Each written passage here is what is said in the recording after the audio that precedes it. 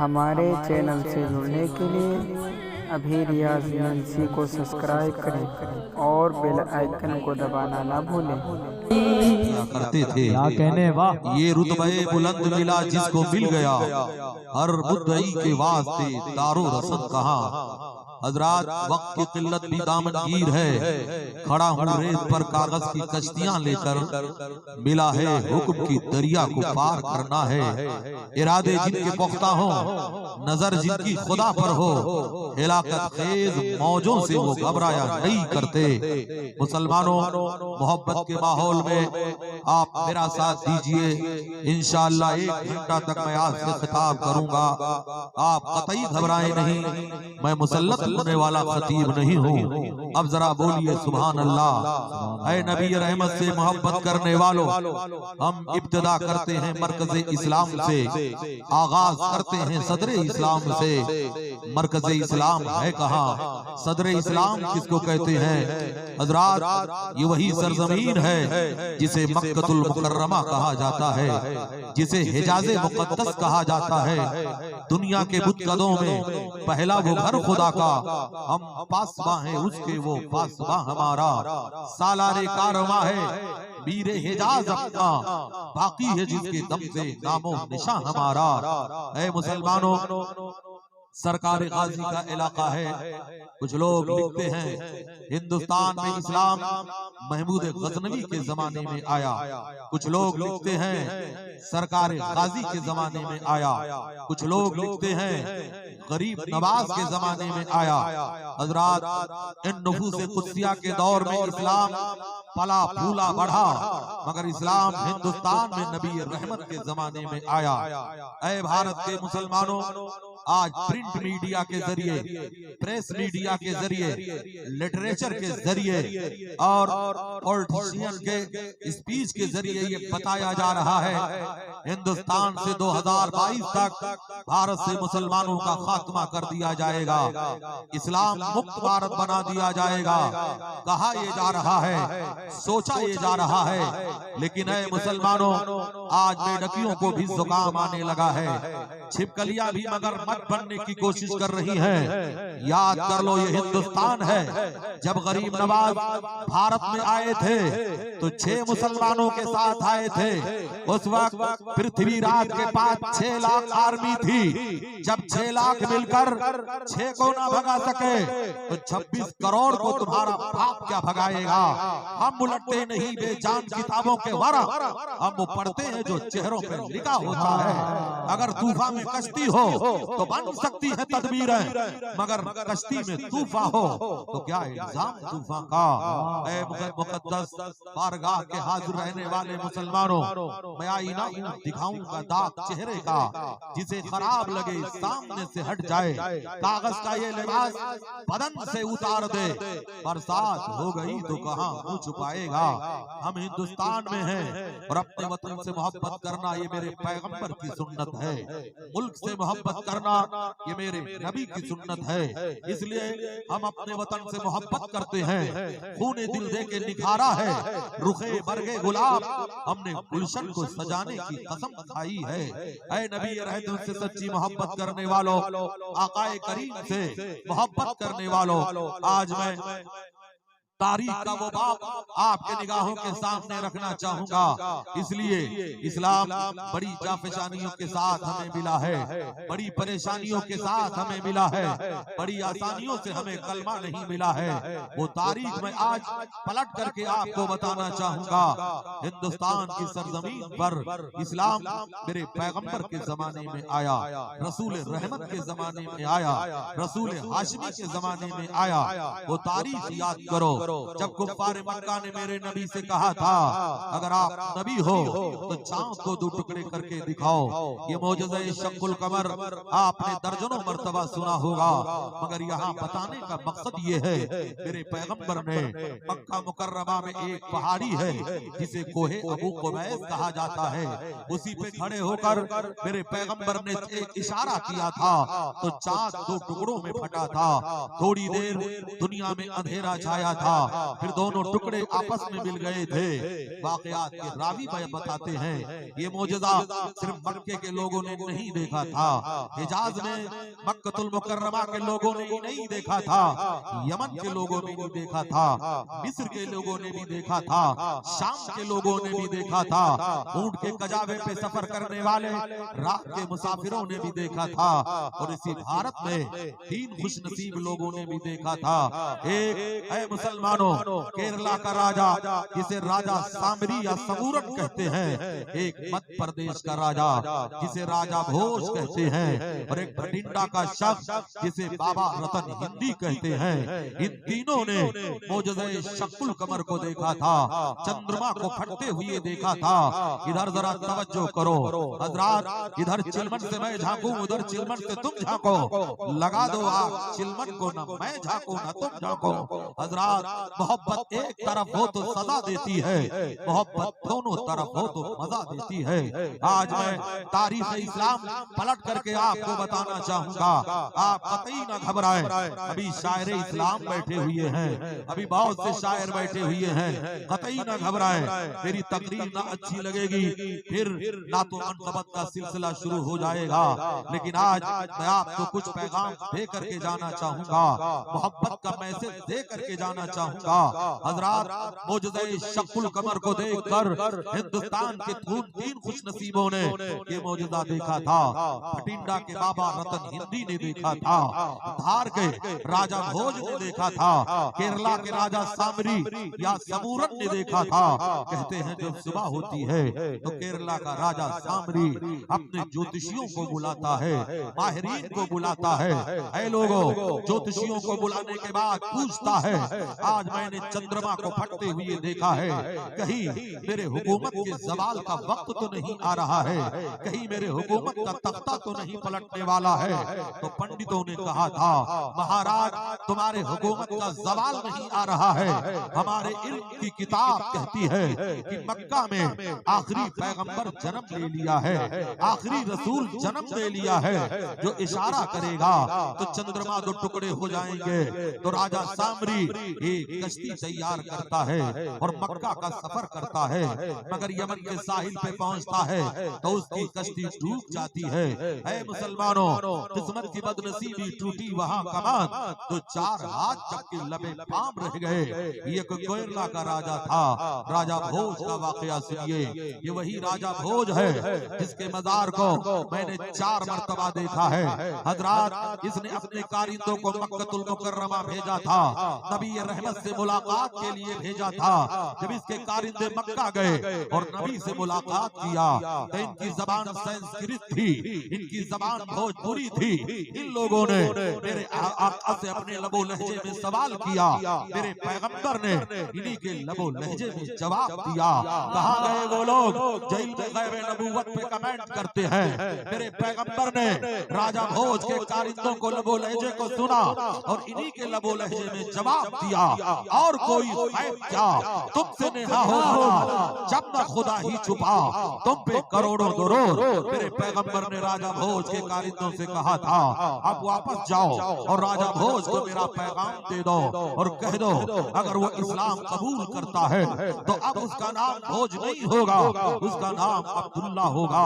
राजा भोज के कारिंदे जब वापस आए तो मुस्तफा जान रहमत का पैगाम अमन दिया, तो उसने तख्त ताज को छोड़ा, एक जंगल में गया और कहा, ऐ ज़मीन और आसमान के खुदा गवाह हो जाना, हमने बुत परस्ती को छोड़कर तेरे पैगंबर का कलमा पढ़ लिया है, मैंने मान लिया है दीन सच्चा है, इस्लाम सच्चा है, खुदा सच्चा है, नबी सच्चे हैं, कुरान सच्चा है। अब देर न कर, मुझे भी कलमा पढ़ाकर मुसलमान बना ले। जब तक के न थे तो कोई पूछता न था, तूने खरीद कर मुझे। नारे तकबीर, नारे रिसालत, अज़मते मजहबे इस्लाम, मसलके आला हजरत, उर्से मुक़द्दस ऐ नबी रहमत से सच्ची मोहब्बत करने वालों, ऐ रसूल हाशमी से प्यार करने वालों, ऐ आक़ाए करीम से मोहब्बत करने वालों, आओ मुस्तफा जान रहमत की अजमत पर कुर्बान जाओ, नबी की शान पर कुर्बान जाओ, मुस्तफा जान रहमत की अजमत पर कुर्बान जाओ। शान मुस्तफा देखिए, मोजज़े शकुल कमर है। नबी पाक से मोहब्बत करने वाले आओ, वही रसूल आए तो अमन का पैगाम लेकर के आए, वही रसूल आए तो मोहब्बत का पैगाम लेकर के आए। मैंने माना मेरे सरकार हिंदुस्तान में नहीं आए, मगर 1450 साल पहले कहा था मुझे हिंद से ठंडी हवा मिल रही है, हिंद से वफा की खुशबू मिल रही है, हिंद से ठंडी हवा मिल रही है। उसी हवा को सरकारे गरीब नवाज कहते हैं, उसी हवा को सरकारे गाजी पाक कहते हैं, उसी हवा को इमाम अहमद रजा फाजिले बरेलवी कहते हैं। हजरात मेरे पैगंबर ने 1450 साल पहले कहा था मुझे हिंद से ठंडी हवा मिल रही है। ऐ नबी रहमत से सच्ची मोहब्बत करने वालों, मेरे सरकार आए अमन और शांति का पैगाम लेकर के आए, मेरे नबी आए अमन का पैगाम लेकर के आए। जो मुसलमान अपने वतन से मोहब्बत न करे वो रसूल का वफादार नहीं हो सकता है। हम हिंदुस्तान के रहने वाले हैं, अपने वतन से मोहब्बत करते हैं, खून दिल दे के निखारा है, रुखे बरगे गुलाब हमने गुलशन को सजाने की कसम खाई है। नबी रहमत से सच्ची मोहब्बत करने वालों, नबी रहमत से प्यार करने वालों, नबी रहमत से इश्क करने वालों, आओ उसी अमन वाले पैगंबर का जिक्र जमील कहते हैं। नबी आए इनकलाब लेकर के आए, नबी आए दस्तूर हयात लेकर के आए, नबी आए दस्तूर जमाना लेकर के आए, वही पैगंबर तशरीफ ला रहे हैं। आओ मेरे नबी के जमाने में वो दौर जरा याद करते हैं, जमाने जाहिलियत का याद करते हैं। मेरे पैगंबर आए तो जमाने के लिए इनकलाब लेकर के आए। हजरत नबी करीम के एक सहाबी हैं जिन्हें हजरत नबी करीम सल्लल्लाहु ताला अलैहि वसल्लम के एक सहाबी हैं, उनकी जिंदगी का एक एक लम्हा हम गुलामों के लिए मशअले राहे हिदायत है। उनके जिंदगी का एक एक लम्हा हम गरीबों के लिए मशअले राहे हिदायत है। नबी करीम से मोहब्बत करने वालों, हजरत सोबान रज़ी अल्लाह ताला अन्हु हैं जो नबी को वजू का पानी दिया करते थे। एक दिन मोहब्बत के आलम में आते हैं, कहते हैं या रसूल अल्लाह, ऐ मेरे आका, आज मैं ये सोच करके रो पड़ा कल कयामत के दिन न जाने मैं कहाँ रहूंगा, कल कयामत के दिन न जाने आप कहाँ रहेंगे। ऐ मेरे आका, अगर मुझे जन्नत मिल भी गई तो न जाने जन्नत में आप कहाँ होंगे, न जाने मैं कहाँ रहूंगा। इतने में हजरत जिब्रील उतर पड़ते हैं, अर्ज करते हैं या रसूल अल्लाह, हजरत सोबान को पैगाम दे दीजिए कि नबी रहमत ने इरशाद फरमाया है, नबी रहमत सल्लल्लाहु ताला अलैहि वसल्लम ने फरमाया, हजरत सोबान से कहा कि खुदावंद कुद्दूस ने इरशाद फरमाया है, जो मेरे नबी से दुनिया में मोहब्बत करेगा कल कयामत के दिन वो नबी के साथ उठाया जाएगा। इसलिए ऐ लोगों, नबी से मोहब्बत करो, नबी से प्यार करो, नबी से इश्क करो। ऐ इश्क तेरे सदके चलने से छुटे सस्ते, जो आग बुझा देगी वो आग लगाई है। आओ रसूल से मोहब्बत करने वालों, जब मेरे नबी इस खाकदाने गीती पे जन्म लिए, जब मेरे नबी पैदा हुए, हजरत अब्दुल मुत्तलिब कहते हैं, अना अतूफु बिल कादबते तिलकल लैला, जिस सुबह सादिक को इमामुल अंबिया पैदा हुए, मैं उस रात को काबे का तवाफ कर रहा था। जब रात तीसरे पहर में दाखिल होती है तो मैंने क्या देखा, खाने काबा मकाम इब्राहिम की तरफ सजदे में जा रहा है और काबे से आवाज आ रही है, खबरदार मेरे खुदा ने मुझे पाक कर दिया बुतों की नजासत से और बुत परस्तों की गंदगी से। उस शिकन आया ये कहकर सर के बल बुत गिर गए, झूम कर कहता था काबा अस्सलातु वस्सलाम। हजरत अब्दुल मुत्तलिब कहते हैं, मेरी खुशियों का ठिकाना ना रहा, मैं दौड़ता हुआ आगे गया तो मैंने क्या देखा, खाने काबा मकाम इब्राहिम की तरफ सजदे में झुक गया है। और आगे बढ़ा तो सफा व मरवा को देखा, ये वही पहाड़ी है जिसका जिक्र कुरान पाक में आया है, इन्न सफा वल मरवता मिन शाइरिल्लाह। हजरात कुरान में इन दोनों पहाड़ियों का जिक्र आया है। ये वो पहाड़ियां हैं जिसे अल्लाह तबारक ताला ने अपनी निशानियों में शुमार किया है। इसकी वजह क्या है, यही वो पहाड़ी है जिस पर हजरत हाजरा के कदम पड़े थे। करेंगे। कभी हजरत हाजरा के कदम सफा पे है, कभी मरवा पे है। हजरात बताने का मकसद ये है, अर्ज करने का मकसद ये है, निस्बत से शय मुमताज हो जाती है तो कुरान ने इन पहाड़ियों को अपनी निशानियों में शुमार कर लिया। उलमा फरमाते हैं जब हजरत हाजरा के कदम का ये आलम है तो कदमे पाके मुस्तफा का आलम क्या होगा। जब उनके गुलामों के दर पर झुकते हैं सलातीन आलम, फिर कोई बताए आका के दरबार का आलम क्या होगा। तैबा से हवा जब आती है इस दिल को सुकून मिल जाता है। इस बार का जब ये आलम है उस बार का आलम क्या होगा। अब्दुल मुत्तलिब कहते हैं मैंने क्या देखा, दोनों पहाड़ियों पे दो हसीन परिंदे हैं जो आपस में गले मिल रहे हैं और नबी के आमद में तस्करा कर रहे हैं, नबी के आमद पे लोरियां सुना रहे हैं, नबी के आमद पे जिक्र जमील कर रहे हैं। कहते हैं मेरी खुशियों का ठिकाना ना रहा, मैं आगे बढ़ा, मैंने क्या देखा, मेरे घर का दरवाजा अंदर से बंद है। मैंने दरवाजे की कुंडी पे दस्तक दिया, तब किसी ने दरवाजा खोला और कहा ऐ अब्दुल मुत्तलिब मुबारक हो, तुम्हारे घर दोनों आलम के ताजदार पैदा हुए हैं, सारे नबियों के मालिकों मुख्तार पैदा हुए हैं। मैंने कहा जरा मुझे भी दीदार कर लेने दो। तब किसी कहने वाले ने कहा था जब तक हम नबी की कदमबोसी से फारिग नहीं हो जाएंगे न कोई बंदर अंदर आएगा न कोई बाहर जाएगा। निदा आई दरीचे खोल दो, ऐवान कुदरत के नजारे खुद करेगी आज कुदरत शान कुदरत की। अब्दुल मुत्तलिब कहते हैं मुझे जलाल आ गया कि मेरे घर में होते हुए ये मुझ पर हुकूमत कौन कर रहा है। फरमाते हैं मैंने नंगी तलवार निकाल ली और दरवाजे को धक्का दिया, अंदर गया तो क्या देखा, एक शख्स है जिसके चेहरे पर नकाब है, हाथ में नंगी तलवार है। मेरी नजर जब उसके तलवार पे पड़ी तो मेरे बदन पे कपकपी तारी हो गई, तलवार मेरे हाथों से छूटकर जमीन पर गिर पड़ी।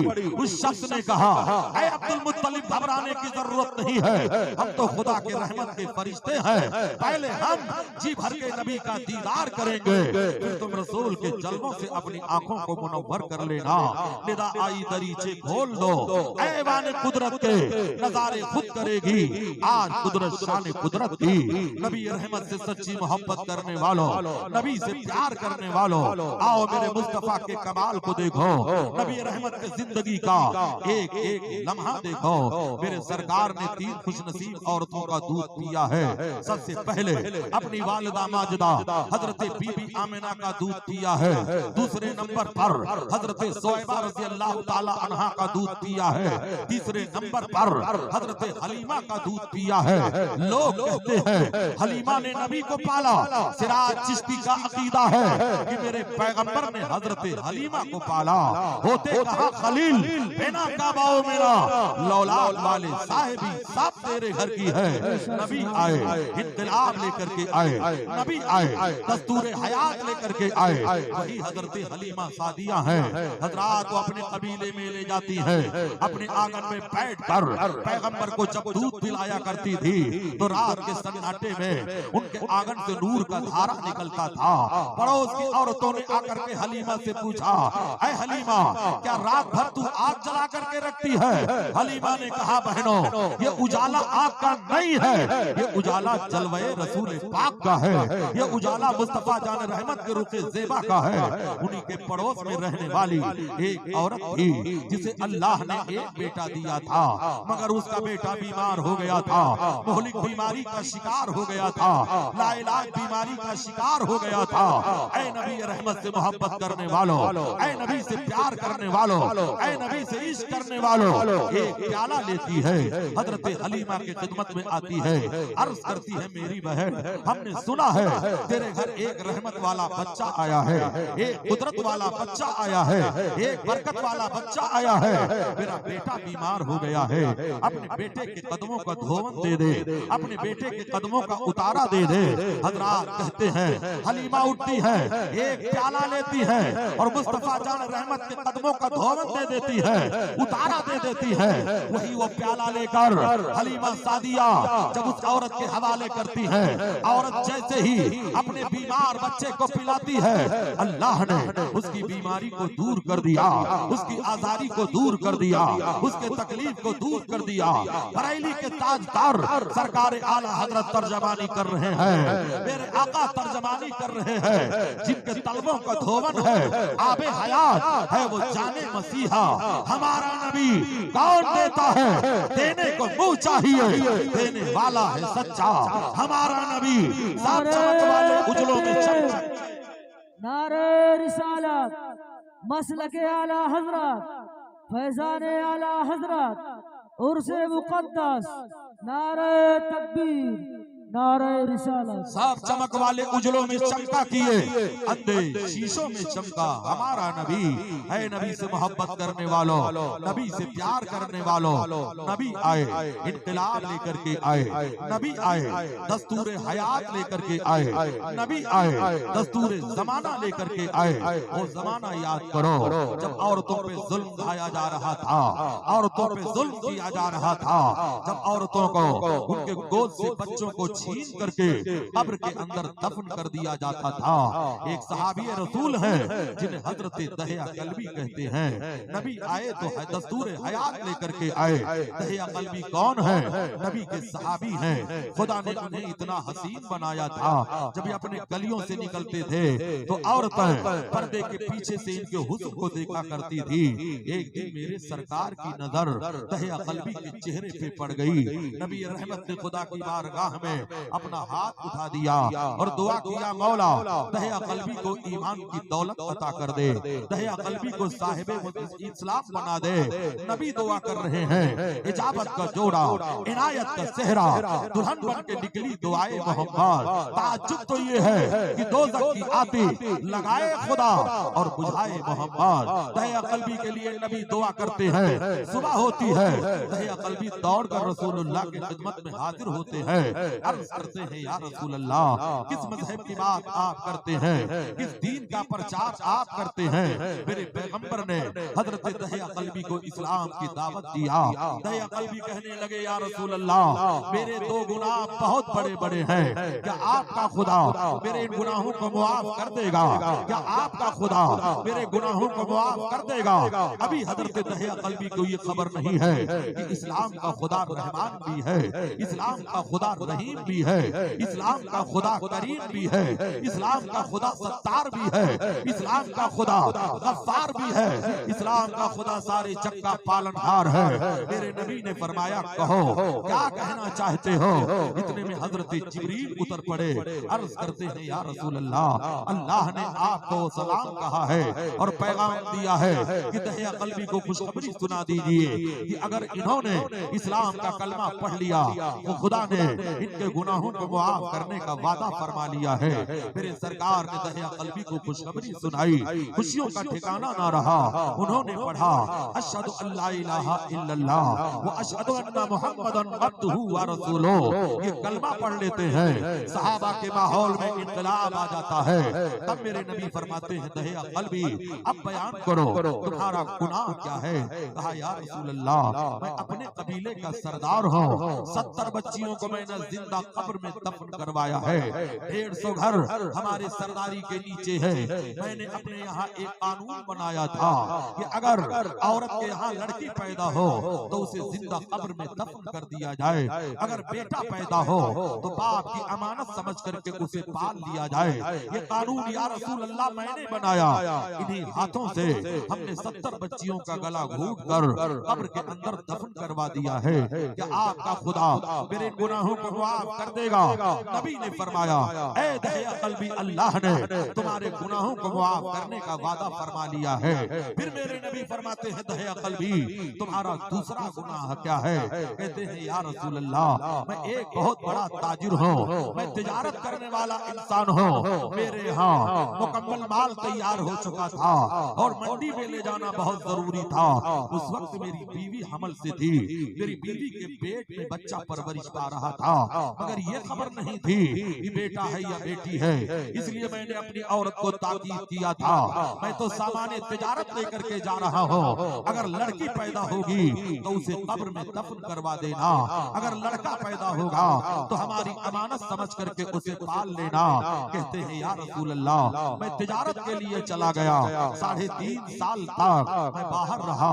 जब वापस पलट करके आया तो मैंने अपने दरवाजे की कुंडी पे दस्तक दिया तो अंदर से एक लड़की की आवाज आई। उसने पूछा दरवाजे पे कौन है? या रसूल अल्लाह, एक लड़की की आवाज सुनकर मेरे तन बदन में आग लग जाती है। मैंने सोचा शायद मेरे घर में बच्ची ने जन्म लिया है और मेरी औरत ने उसे पाल लिया है। यही सोचकर मैंने कड़क आवाज में कहा, मैं मकान मालिक हूँ, दरवाजा खोलो। या रसूल अल्लाह, जैसे ही दरवाजा खुलता है एक 3.5 साल की बच्ची मेरे दोनों टांगों में अपना सर डाल देती है और अपने हाथों से मेरे पैरों को पकड़ लेती है। रोते हुए कहती है, मेरे बाबा आप कहाँ थे? कब से मैं आपका इंतजार कर रही थी, कब से मैं आपकी मुंतजिर थी। कहते हैं, या रसूल अल्लाह, जब मुझे यकीन हो गया ये मेरी बेटी है तो मेरे तन बदन में आग लग जाती है। मेरे सामने जब बीवी आती है तो मैंने उसे डांट कर कहा, मैंने तो कहा था अगर लड़की पैदा होगी तो कत्ल कर देना, अगर लड़का पैदा होगा तो हमारी अमानत समझकर उसे पाल लेना, लेकिन तूने लड़की को पालने का फैसला कर दिया। तब दहिया कल्बी की बीवी को अल्लाह ने हौसला दिया। उन्होंने कहा, ऐ दहिया कल्बी सुनो, जिस तरह बेटे अल्लाह की नेमत हुआ करते हैं ऐसे बेटियां भी खुदा की रहमत हुआ करते हैं। इसीलिए मैंने रहमत समझकर बेटी को पालने का फैसला कर लिया है। अल्लाह के रसूल सल्लल्लाहु अलैहि वसल्लम के सामने दहिया कल्बी अपना जुर्म बयान कर रहे थे। अरब का दस्तूर ये था, औरत बच्चा पैदा करने के लिए कमरे में बिठाई जाती थी तो कमरे में पहले ही गड्ढा खोद दिया जाता था। अगर लड़की जन्म लेती थी तो कब्र के गड्ढे में पाट दिया जाता था। अगर लड़का जन्म लेता था तो माँ के रेशमी आंचल में पाल लिया जाता था। दहिया कल्बी कहते हैं, या रसूल अल्लाह, उस वक्त मैंने सब्र कर लिया। 15 दिन के बाद हमने अपनी बीवी को धोखा दिया और कहा, एक काम कर, मेरी बच्ची को गुस्ल करा दे, अच्छे कपड़े पहना दे, मैं इसे जरा बाजार ले जाना चाहता हूँ। मेरी बीवी की रूह झूम जाती है कि मेरे शौहर ने शायद बेटी को तस्लीम कर लिया। उठती है, गुस्ल दिलाती है और उसे कपड़ा पहनाकर एक नन्हा सा दुपट्टा उसके गर्दन में हायल कर देती है। मेरे नबी फरमाते हैं, उनके हदीस पाक के जुमले हैं, हजरत दहिया कल्बी कहते हैं, या रसूल अल्लाह, मैंने अपनी बच्ची को गोद में उठाया, ऐसा लग रहा था जैसे चांद का टुकड़ा मेरे गोद में आ चुका हो। मैं अपनी बच्ची को गोद में उठाकर कदम उस कमरे की तरफ बढ़ाया जहाँ फावड़ा रखा हुआ था, जहाँ कुदाल रखी हुई थी, जहाँ कब्र खोदने का आला रखा हुआ था। कहते हैं, या रसूल अल्लाह, जब मैं आगे बढ़ा तो मेरी बीवी ने मेरी नीयत को समझ लिया, मेरे रास्ते की दीवार बन गई। दहिया कल्बी, इस बच्ची को कत्ल मत करो, इस नन्ही सी जान पर रहम करो, इसने तुम्हारा क्या बिगाड़ा है। मगर मैंने अपनी बीवी को धक्का दिया, अंदर गया, फावड़ा उठाया, या रसूल अल्लाह, जंगल की तरफ जा रहा था। मेरी बच्ची को कुछ नहीं खबर है, मेरी बच्ची तो खुशियों में मगन है। कभी मेरे होठों को चूमती थी, कभी मेरे रुखसार को चूमती थी, कभी अपने नन्हे नन्हे हाथों से मेरे बालों में कंघा करती थी, कभी अपने दुपट्टे को उठाकर मेरे बहते हुए पसीने को पोंछती थी और कहती थी, मेरे बाबा आप कितने अच्छे हैं, मुझे बाजार लेकर के जा रहे हैं। कहते हैं, या रसूल अल्लाह, मैंने जंगल में ले जाकर अपनी बच्ची को दरख्त के नीचे बिठा दिया और उसी के सामने, या रसूल अल्लाह, उसके कब्र का गड्ढा खोदने लगा, उसके मौत का सामान पैदा करने लगा। कहते हैं, या रसूल अल्लाह, जब मैं गड्ढा खोद रहा था तो गर्दो गुबार उड़कर मेरे कपड़े पे पड़ रहे थे तो मेरी नन्ही सी बच्ची दौड़ कर आती थी और अपने दुपट्टे से गर्दो गुबार को साफ करती थी और कहती थी, मेरे बाबा इतनी मेहनत क्यों कर रहे हो, इतनी मशक्कत क्यों कर रहे हो, आओ जरा अपनी बेटी के साथ साए में बैठ जाओ, आओ मेरे साथ बैठ जाओ। या रसूल अल्लाह, मुझे रहम न आया, मैंने जल्दी से कब्र का गड्ढा खोदा और अपनी बच्ची को पूरी ताकत से उठाकर कब्र के गड्ढे में डाल दिया।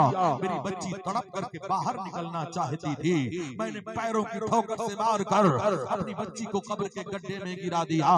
फिर निकलना चाहती थी, या रसूल अल्लाह, फिर मैंने ठोकर मार करके गिरा दिया।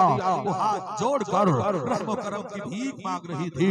मेरे बाबा, अगर मेरी जिंदगी से आपको नफरत है तो मुझे घर से निकाल दो, मैं पलट करके तुम्हारे दरवाजे पे कभी नहीं आऊंगी। मेरे बाबा, लेकिन मुझे कत्ल ना करो। कहते हैं या रसूल अल्लाह, मैंने उसे कब्र के गड्ढे में डालकर फावड़े से मिट्टी बराबर करना शुरू कर दिया।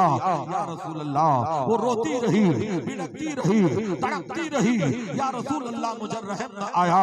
मैंने कब्र का गड्ढा पाटना शुरू कर दिया और जब मेरी बेटी गले तक कब्र के गड्ढे में पड़ जाती है तो मेरी तरफ से उसने उम्मीद छोड़ दिया और अपना सर आसमान की तरफ उठाकर जो आखिरी दुआ किया था वो दुआ याद करता हूँ तो कलेजा मुंह को आता है। मेरे नबी ने फरमाया, दहिया कल्बी, वो दुआ क्या है? हजरत दहिया कल्बी कहते हैं, या रसूल अल्लाह, मेरी बेटी ने अपना सर आसमान की तरफ उठा करके कहा था, ऐ परवरदिगार, वो तेरा नबी कब आएगा जो मरने वाली बेटियों को जिंदगी का मुद्दा सुनाएगा, जो मरने वाली बेटियों को जिंदगी का मुद्दा सुनाएगा। कहते हैं, या रसूल अल्लाह, फिर भी मुझे रहम न आया। हमने अपनी बच्ची को कब्र के गड्ढे में पाट दिया। या रसूल अल्लाह, क्या ये गुनाह मेरा माफ हो सकता है? मेरे नबी फरमाते हैं, दहिया कल्बी, उस वाक़ये को फिर सुनाओ। हदीस के अल्फाज है, 3 मरतबा मेरे पैगंबर ने उस वाक़ये को सुना था। तब उसी मजमे में मेरे पैगंबर ने इरशाद फरमाया था, ऐ मेरे जानिसार सहाबा सुनो, जिसे अल्लाह ने 3 बेटियां दी हो, इस्लाम की तालीम देकर उनकी शादी कर दे। नबी फरमाते हैं, उसके जन्नत की जमानत मैं ले रहा हूँ। नूह को भी मौजे तूफान से किनारा मिल गया, हजरत मूसा को भी लुत्फ़े नजारा मिल गया, अलगरज हर एक बेचारे को चारा मिल गया। हम गरीबों को मोहम्मद का नारे तकबीर, नारे रिसालत, मसलके आला हजरत, उलमाए अहले सुन्नत, उर्से मुक़द्दस, नारे तकबीर। अब आप फैसला करिए, बयान आगे बढ़ाया जाए या खत्म कर दिया जाए। अगर बढ़ाया जाए तो बोलो सुभान अल्लाह।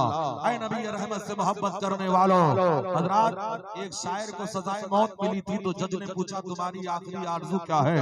उसने कहा, 2 शेर मुलाहिजा फरमाए। पता क्या चला? सिर्फ शायरी से इस्लाम नहीं फैला है, इस्लाम तकरीरों से फैला है। नाज सुनना एक सहाबी की सुन्नत है और तकरीर करना रसूल रहमत की सुन्नत है। आज हमने सिर्फ नात और मनकदम में दिन टाइम को पास कर दिया है। मैसेज जो मिलेगा वो रसूल की हदीस से मिलेगा। सुधार अगर काम में आएगी तो रसूल रहमत के हदीस से। बेशक, सुभान अल्लाह। नारे तकबीर, नारे रिसालत, मसलके आला हजरत, उलमाए अहले सुन्नत, अल्लामा सिराज अहमद चिश्ती। अगर आप सुनना चाहते हैं तो मोहब्बत से सुनिए, वरना ये कल ना कहा जाए कि मौलवी तकरीर करके नहीं गया। करना शिकार शेरों ने क्या बंद कर दिया? कुत्ते समझ रहे हैं कि जंगल इन्हीं का है। ऐ भारत के मुसलमानों, इस्लाम भारत में उस वक्त तक सलामत रहेगा जब तक गरीब नवाज का दूधिया गुंबद सलामत रहेगा। ऐ गरीब नवाज के मानने वालों, तुम सलामत रहो 1000 बरस, हर बरस के दिन हो 50,000। अब जरा बोलो सुभान अल्लाह। इश्क तेरे सदके चलने से छूटे सकते, जो आग बुझा देगी वो आग लगाई है। अहले सुन्नत के लिटरेचर को पढ़कर अपने खिरमने ईमान को उजागर करने वाले आओ।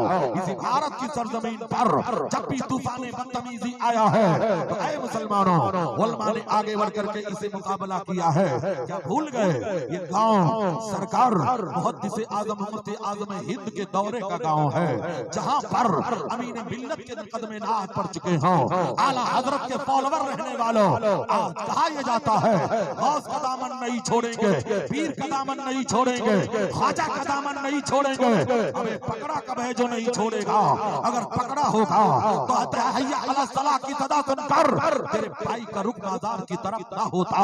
अगर पकड़ा होता तो हैया अला सलाह की सदा सुनकर तेरे कदम अल्लाह के घर की तरफ जा रहे होते। इस गांव के बारे में तो नहीं जानता, मगर गौस का नारा लगाने वाले हमने बहुत से नौजवानों को देखा है डीजे में शादियों के पीछे ऐसे नाचते हैं जैसे खुजली वाला कुत्ता नाच रहा हो, और जवाब ये देते हैं गौस का दामन नहीं छोड़ेंगे, पीर का दामन नहीं छोड़ेंगे। हजरत जियो तो मसल के आला हजरत पर जियो, मरो तो मसल के आला हजरत पर मरो। ऐ नबी से मोहब्बत करने वालों, ऐ नबी से प्यार करने वालों, ऐ नबी से इश्क करने वालों, वो जमाना याद करो। इसी भारत की सरजमीन पर एक मैडम ने भी कानून बनाया था। ये घर वापसी का नारा कोई नया नारा नहीं है, ये 70 साल पहले भी लगा था, और भारत में मैडम ने कानून बनाया था जिसे इमरजेंसी कहा जाता है। ये कौन सी इमरजेंसी है? जब भारत के मुसलमानों पर नसबंदी को कंपलसरी कर दिया गया था, वो बूढ़े आज भी जिंदा हैं जिन्होंने अपने आप को बचाने के लिए जंगल का सहारा लिया था, कुएं का सहारा लिया था, बंद कमरों का सहारा लिया था।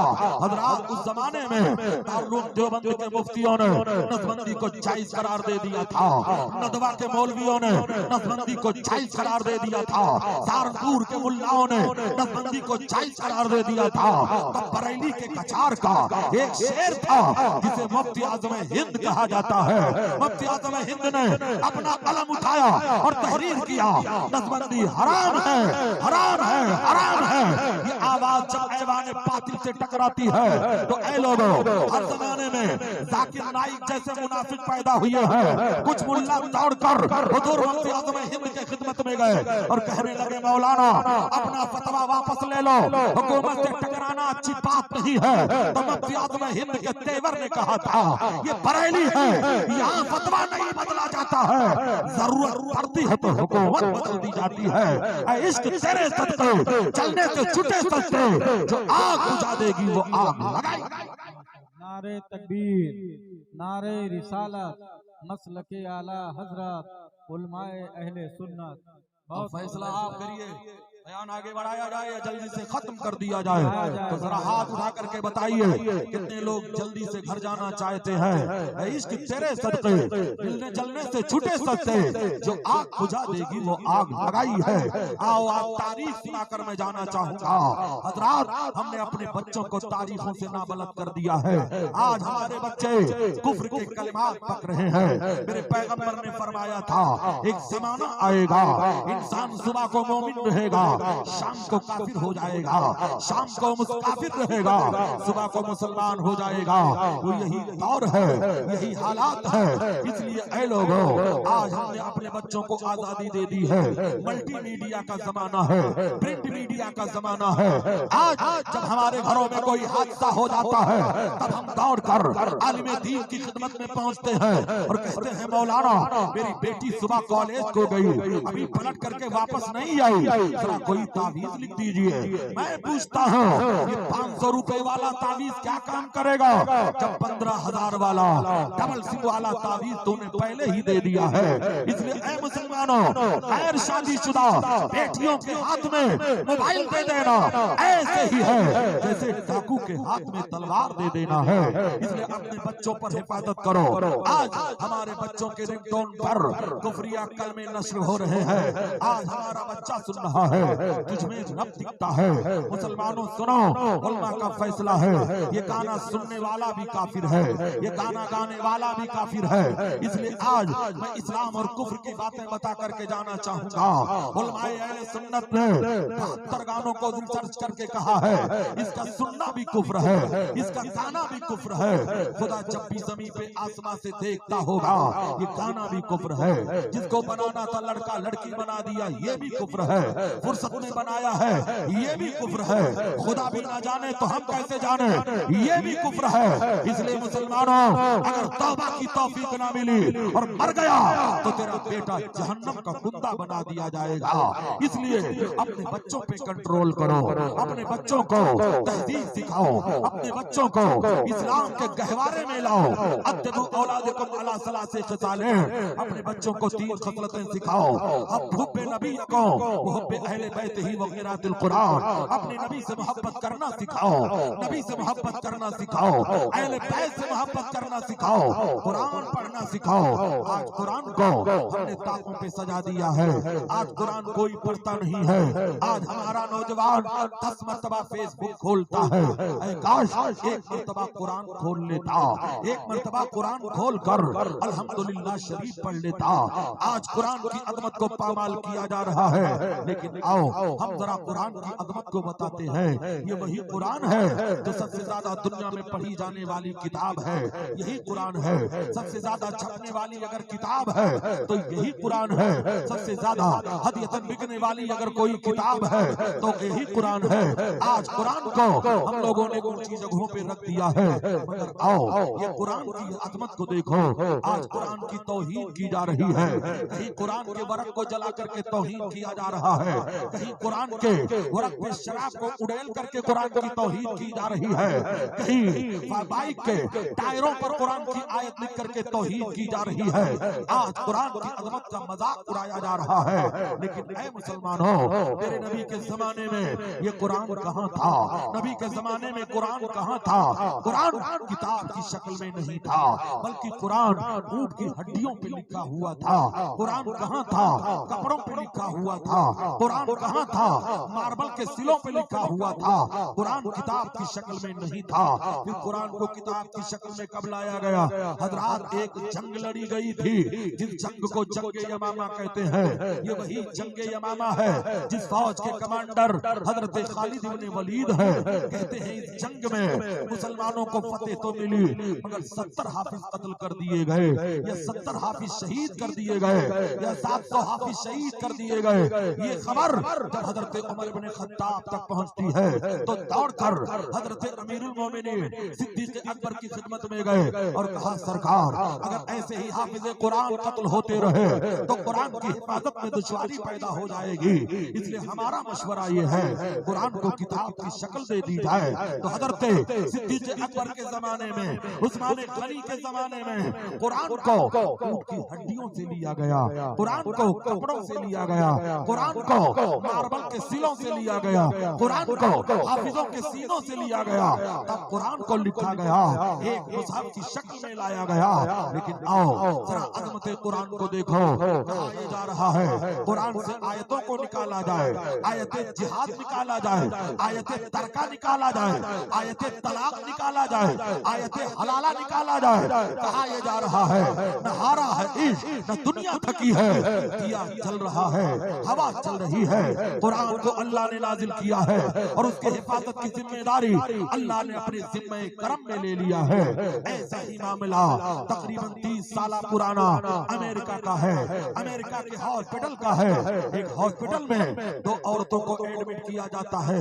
एक औरत के जिस्म से लड़की जन्म लेती है, एक औरत के जिस्म से बेटा पैदा होता है। यहूदियों ने बिजली को फेल कर दिया था, या बिजली कट गई थी, दोनों बच्चे पैदा तो हुए मगर बदल गए।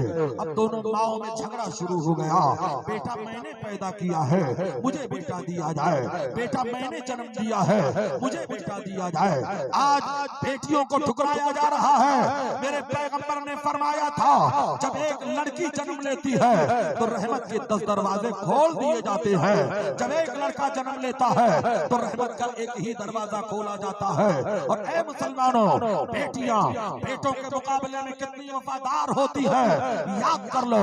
अपने मौत के वक्त देख लेना, जब गलाजत से तेरा बिस्तरा, गंदे पानियों से तेरा बिस्तरा भीगा होगा, तो वो बेटा जिसके लिए बंगलो तूने बनाए, जिसके लिए एयर कंडीशन कार तूने दिए, जिसके लिए एयर कंडीशन रूम तूने दिया, जिसके लिए ऑफिस तूने दिया, वो परफ्यूम्स वाली दस्ती नाक पे रख करके दूर खड़ा होगा।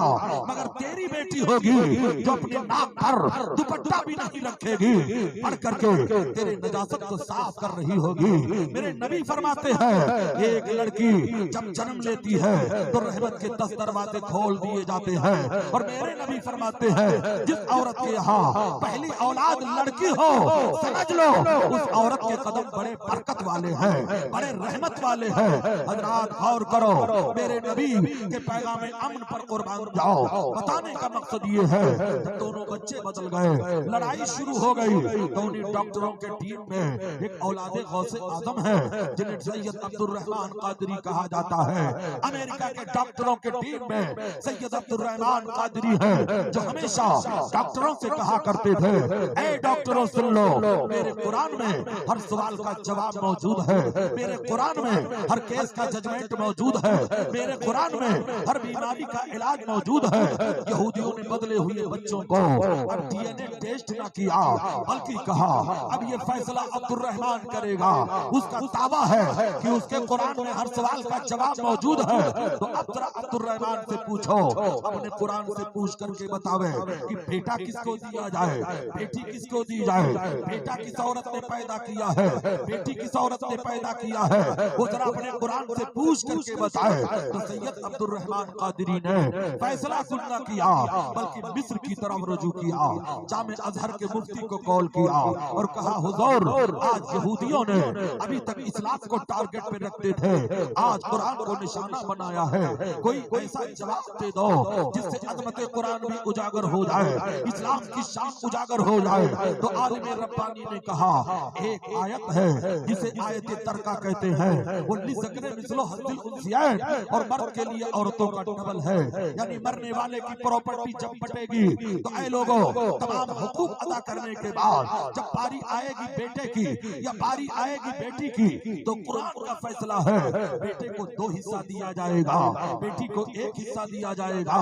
मगर यही कुरान का फैसला सुन लो, जहाँ जहाँ बेटे का हक है वहीं वहीं बेटी का हक है। खेत में बेटे का हक है, खेत में बेटी का हक है, बैंक की प्रॉपर्टी में बेटे का हक है, बैंक की प्रॉपर्टी में बेटी का हक है, बंगले में बेटे का हक है, बंगलों में बेटी का हक है, दुकान में बेटे का हक है, दुकान में बेटी का हक है। फर्क कितना है, बेटे को डबल दिया जाएगा, बेटी को सिंगल दिया जाएगा। जिस भाई और बाप ने अपनी बेटी और बहन का हक न दिया, कयामत के दिन जर्रे जर्रे का हिसाब देना पड़ेगा।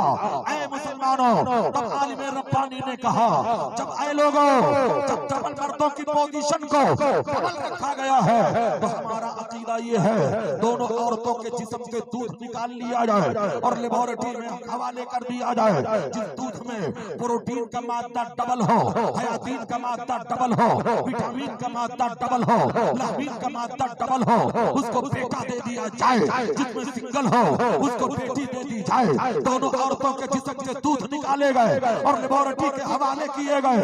इधर डॉक्टर अब्दुल रहमान सजदे में है, दिल से जो बात निकलती है असर रखती है, पर नहीं ताकत परवार मगर रखती है। हजरात ये सजदे में है, इधर जब रिपोर्ट आती है तो यहूदियों के हाथ से तोते उड़ गए। एक दूध के रिपोर्ट में प्रोटीन डबल है, हयातीन डबल है, लामीन डबल है, विटामिन डबल है। ऐ लोगों, एक में सिंगल है, जिसमें डबल था उसको बेटा दे दिया गया, जिसमें सिंगल था उसको बेटी दे दी गई। ये मौजूदा कुरान को देखकर 1000 यहूदी मर्दों औरतों ने कलमा पढ़ा था और कहा था, ऐ अब्दुल रहमान, मैंने मान लिया तेरा दीन सच्चा है, तेरा खुदा सच्चा है, तेरा रसूल सच्चा है, तेरा कुरान सच्चा है। अब देर न कर, मुझे भी कलमा पढ़ाकर मुसलमान बना ले। जब तक भिखे न थे तो कोई पूछता न था, तूने खरीद कर मुझे नारे तकबीर, नारे रिसालत, मसलके आला हजरत, अजमत कुरान, अजमत इस्लाम, उलमाए अहले सुन्नत। हजरात, मुकद्दस कुरान की अजमत की तरफ मैं गुफ्तगू कर रहा हूँ। कुरान की शान जरा देखिए हजरात। ये महीना सरकार गौसे आजम का चल रहा था हजरात, आज मुकम्मल ये महीना खत्म हो चुका है। अब ये जो तारीख आई है, गौसे आजम का महीना यही से खत्म है। गौसे आजम बमन बे सरो सामा मददे, इब्ले ती मददे, काबे ईमा मददे, मगर दाबे बला उफ्तादा कश्ती, मदद कौन? या मुईन दीन चिश्ती। ऐ सरकार गाजी के जवान रहमत में रहने वालों, मैं आज तारीख पलट करके आपको आईना दिखाना चाहूंगा। ये हिंदुस्तान की सरजमीन है, वो जमाना याद करो जब भारत के 4 लाख मुसलमानों के ईमान पे डकैती डाली गई थी। इस्लाम से भारत के 4 लाख मुसलमानों को इस्लाम से बेपहरा कर दिया था। वो इलाका कौन सा है? वो इलाका ग्वालियर का है, वो इलाका जयपुर का है, वो इलाका मुरैना मुरैना का है, वो इलाका आगरा और मथुरा का है, जहाँ के 4 लाख मुसलमान इस्लाम से बेबहरा हो चुके थे। तो औलादे गौस आजम में से एक आलिम रब्बानी है जिन्हें सैयद नईमुद्दीन मुरादाबादी कहा जाता है, जिन्हें सदरुल अफादिल सैयद नईमुद्दीन मुरादाबादी कहा जाता है। तो ऐ मुसलमानों, जब उनके इस्लाम पे डकैती डाली जा रही थी तो ना तो दारुल के देवबंद के कुछ लोग आगे बढ़े थे, ना सहारनपुर के कोई आगे बढ़े थे। अगर कोई जमात आगे बढ़ी थी तो बरेली की जमात थी, जिस जमात को जमात रज़ाए मुस्तफा कहते हैं, जिसके सिपाहियों में हुज्जतुल इस्लाम अल्लामा हामिद रजा है, जिनके सिपाहियों में मुबल्लिग आज़म अल्लामा अब्दुल अलीम मेरठी है, जिनके सिपाहियों में शेर बेशे अहले सुन्नत है, जिनके सिपाहियों में सदरुश शरिया है, जिनके सिपाहियों में सदरुल अफाजिल सैयद नईमुद्दीन मुरादाबादी है। इन लोगों ने आगे बढ़कर इस्लाम का मुकाबला किया था। कोई मुआलिजे हैवानात की शक्ल में जा रहा है, कोई जानवरों के डॉक्टर की शक्ल में जा रहा है, कोई जोगी की शक्ल में जा रहा है, कोई भिखारी की शक्ल में जा रहा है, कोई व्यापारी की शक्ल में जा रहा है। और गए वो 4 लाख मुसलमान जिनके ईमान का जनाजा निकल चुका था, जाकर के तबलीग करते हैं तो फिर से उन्हें इस्लाम का कलमा नसीब होता है। मजीद 50,000 गैर मुस्लिमों ने फिर से कलमा पढ़ा था। तो मथुरा के एक पंडित जी थे जो हजरत सदरुल अफाजिल से टकरा गए और कहने लगे, मौलाना तुम मुझसे क्या मुनाजरा करोगे? अरे तुम्हारे नबी पर नाजिल होने वाले कुरान को 18 पारा हमने अपने सीने में महफूज कर लिया है। तो सदरुल अफाजिल ने कहा था, तब तो मैं मुनाजरा जीत गया। कहा कैसे जीत गए? कहा ये मेरे कुरान का मौजूदा है कि कुफ्र की छाती पे चढ़ करके कुरान बोल रहा है, कौले मोहम्मद कौले खुदा, फरमान न बदला जाएगा, बदलेगा जमाना लाख मगर कुरान न बदला जाएगा। रसूल हाशमी से सच्ची मोहब्बत करने वालों, नबी से प्यार करने वालों, नबी से इश्क करने वालों, जब भी इस्लाम पर कोई नाजुक वक्त आया है तो उलमाए अहले सुन्नत ने आगे बढ़कर इस तूफान का मुकाबला किया है। अगर यही उलमा अपनी कौम को सिराते मुस्तकीम पर गामदर रहने की हिदायत देते हैं तो होटलों पे बैठ करके कमेंट किया क्यों किया जाता है? हमारा आलिम यही तो कहता है, बिरयानी भी अगर खाओ तो आशिके रसूल की बिरयानी खाओ, बेटियां अगर लाओ तो मुस्तफा जान रहमत के आशिकों की लाओ, अपनी बेटियों को अगर भेजो तो इमाम अहमद रजा के मानने वालों को भेजो। और ऐ मुसलमानों, अगर जानवर का गोश्त भी खरीदो तो सुन्नी मुसलमान के हाथ का ज़बिया खाया करो। हमारा आलिम यही तो कहता है। ऐ आलिमों पे कमेंट करने वालों, होटलों पे बैठ करके तबसरा करने वालों, ये वो उलमा है जिनके सदक़े में तुम्हारे बच्चों को इस्लाम का कलमा नसीब होता है। जब ये अपना इल्म सीना तुम्हारे बच्चों के सीनों में मुंतकिल करते हैं तब तुम्हारे घरों में कुरान की तिलावत की बहार आती है। चाहे जितना उड़ी मार लो, मगर याद कर लो गरज छुपी है कोई एहतराम के पीछे, जरूर है कोई मकसद सलाम के पीछे। तो अपने शहर का होगा बड़ा अमीर मगर नमाज पढ़नी पड़ेगी इमाम के पीछे। आलिमों पे कमेंट मत करो। जिंदगी के 3 मोड़ पर यही आलिम हाफिज़ो कारी तुम्हारे जिंदगी के 3 मोड़ पर काम आते हैं। जब तुम जन्म लेते हो तो कान में अजान यही देते हैं, जवान होते हो निकाह यही पढ़ते हैं, मरते हो तो जनाजा भी यही पढ़ा करते हैं। मेरे पैगंबर फरमाते हैं, आलिम दीन रूए जमीन पर अल्लाह का मुकर्रर करदा बादशाह हुआ करता है। और गांव के मुसलमानों, तुम खुशनसीब हो कि तुम्हारे यहाँ एक तारीखी इदारा कायम है जहाँ मसल के आला हजरत का परचम लहराया जाता है, जहाँ के बच्चों को क़ाल अल्लाहु क़ाल रसूल की सदा सुनाई जाती है। एक आलिम रब्बानी के बारे में हदीस पाक में है, अगर कब्रिस्तान से आलिम रब्बानी गुजर जाए तो 40 दिन तक वहाँ के मुर्दों से अज़ाब कब्र को उठा लिया जाता है। हाफिज़े कुरान का मामला ये है, जिल्ले इलाही और ना सुल्तान जाएंगे जन्नत में, फकत साहिबे ईमान जाएंगे। उन रास्ते पे फूल बिछाती है रहमत है, जिस रास्ते से हाफिज़े कुरान जाएंगे। अपने बच्चों को हाफिज़े कुरान बनाओ, अपने बच्चों को आलिम दीन बनाओ, अपने बच्चों को कारी कुरान बनाओ। अरे कम से कम इतना तो पढ़ा दो कि मरने के बाद ये किसी का मोहताज ना हो, तुम्हारी कब्र पे जाए, खड़ा होकर 3 मरतबा कुल हुवल्लाह शरीफ पढ़कर तुम्हारी रूह को इसाले सवाब कर दे, अल्लाह तुम्हारी मग़फ़िरत कर देगा, तुम्हारे कब्र को जन्नत का नमूना बना देगा। दरबार इलाही में न सूरत देखी जाती है न सीरत देखी जाती है, वहाँ तो मांगने वालों की नीयत देखी जाती है। अपने घरों में आलिम पैदा करो, हाफिज पैदा करो, कारी कुरान पैदा करो। तूफान नूह लाने से चश्म फायदा तो अश्क ही काफी है अगर कुछ असर करे। हजरात आपके चेहरे पर इस्मेलाली कैफियत बता रही है कि जबरदस्ती आपसे खिताब किया जा रहा है, लेकिन ऐ लोग हो, यही बैठना अगर वसूल हो गया तो हो सकता है अल्लाह आपकी मग़फ़िरत कर दे, हमारी मग़फ़िरत कर दे। दरबार इलाही में न सूरत देखी जाती है न सीरत देखी जाती है, वहाँ तो मांगने वाले की नीयत देखी जाती है। हजरात आओ अब मोहब्बत के तनाजुर में ये वाकया बताकर मैं अपनी तकरीर को इख्तिताम की तरफ लाना चाहूंगा, खत्म करना चाहूंगा। वाकया मक्कतुल मुकर्रमा का है, वाकया खाने काबा का है। एक शख्स था जो हर साल हज करता रहा, हज करने के बाद बीज़ाब रहमत के नीचे जब अपना हाथ उठाता दुआ करता, कहता है मौला मेरी इबादत को कबूल कर ले। आवाज आती थी बंदे तेरी इबादत को तेरे चेहरे पे मार दिया गया, तेरी इबादत को ठुकरा दिया गया।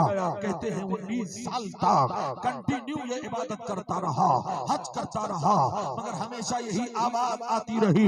आज 19वां हज करने के बाद सहने काबा में आया, तवाफ़े ज़ियारत कर रहा था, एक अल्लाह वाले से मुलाकात हो गई। वली वो होता है जो जाहिर को अब्दुल कादिर, देखो ये लड़का तो मर गया, ये तो उठता ही नहीं है, ये तो बोलता ही नहीं है। बात छुप करके पूरी करामत देख रही है, रो रही है, खुदा से दुआ कर रही है। इतने में गौसे आज़म आए, अपने नन्हे से कदम को उठाया और छोटे से बच्चे के जिस्म पर एक ठोकर मारा और कहा क़ुम बिस्मिल्लाह। इतना कहना था कि बच्चा जिंदा हो गया। बच्चा मुस्कुरा कर उठा, माँ आगे बढ़ी, अपने सीने से लगाकर खानकाह से बाहर निकलती जा रही थी। इतने में हजरत अब्दुल्ला सोमई नाना की नजर पड़ गई। कहा सुन तेरा बच्चा कैसे जिंदा हो गया। उसने कहा ये सारा करिश्मा आपके नवासे अब्दुल कादिर जिलानी का है। ठहरे, वहां से आकर हजरत गौसे आजम को मुखातब किया, कहा अब्दुल कादिर मैं ये क्या देख रहा हूँ, मैंने तो लौहे महफूज को देखा था जहाँ मौत लिखा हुआ था, उसकी जिंदगी तमाम हो गई थी, मगर ये जिंदा कैसे हो गया। तब गौसे आजम ने फरमाया ऐ नाना जान, जब आपने देखा था तो वाकई मौत लिखा हुआ था, मगर इस औरत का तड़पना मुझे न देखा गया, रोना मुझे न देखा गया, बिलखना न मुझे देखा गया। इसलिए मैंने भी खुदा की बारगाह में दुआ कर दिया था या अल्लाह अब्दुल कादिर के हाथ की लाज रख ले।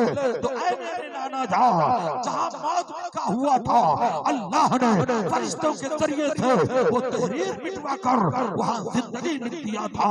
इसीलिए इसका बच्चा जिंदा हो गया। तो जिंदा है अल्लाह, तो जिंदा है अल्लाह।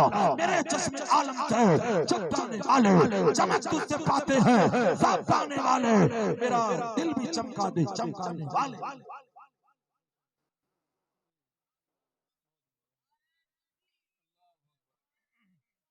या रसूल अल्लाह। मिट गए मिटते हैं मिट जाएंगे यादा तेरे, ना मिटा है ना मिटेगा कभी चर्चा तेरा। मैं नहीं कहता कि नाते ना सुनी जाए मगर तकरीरें भी सुनी जाए। जो तुम्हारे खिरमन ईमान में तुम्हारे कुफ्र के जुमलों ने आग लगाई है, उलमा की नसीहत से तुम्हें कलमा नसीब हो जाए।